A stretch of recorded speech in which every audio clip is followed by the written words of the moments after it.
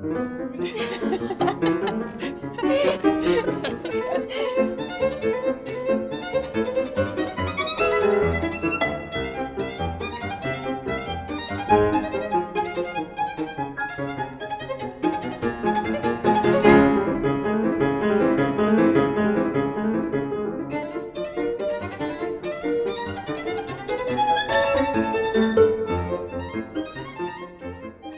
played a concert together, was organized by my manager, and she said, well, this girl you really have to meet.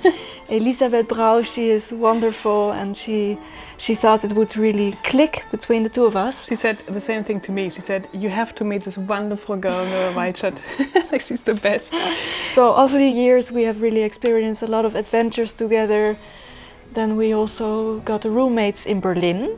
So we really got to know each other musically, but also personally. I am super happy to get to spend so much time with Elisabeth.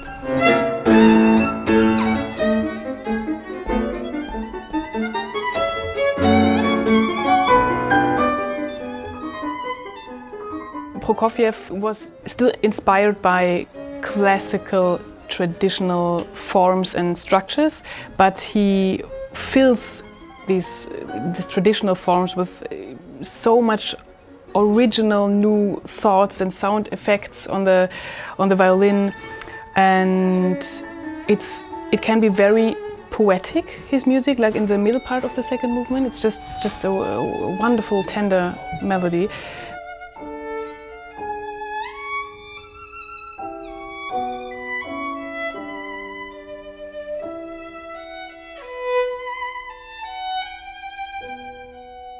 For me, Prokofiev is often about fairy tales, and it's very imaginary, but also with so many effects, as you said, with also lots of accents, the whole pizzicati, a lot of contrast, and we try to also play it very precise, because sometimes there is a sudden change and sometimes there's a build-up, that it's so nice to do it as he wrote it, and that's really cool. It's always a fun adventure for us to play this piece.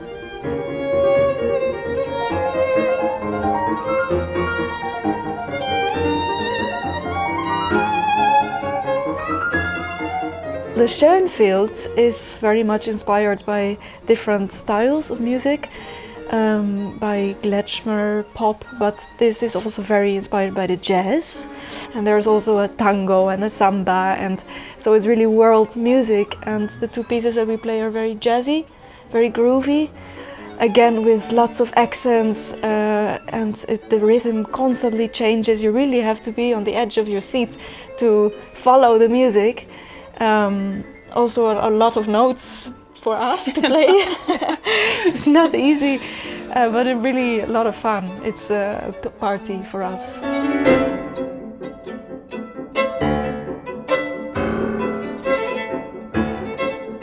Tin Pan Alley, the third of the souvenirs by Paul Schoenfield, was inspired by the famous street in New York, where in the 1920s most of the music editions and music labels were based.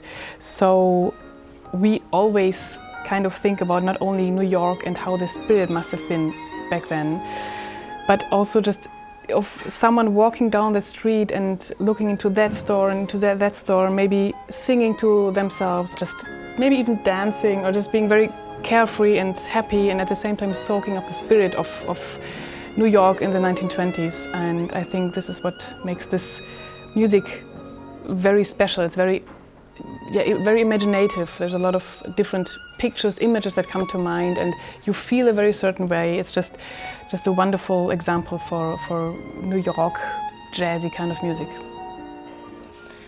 I agree. Good. Very good.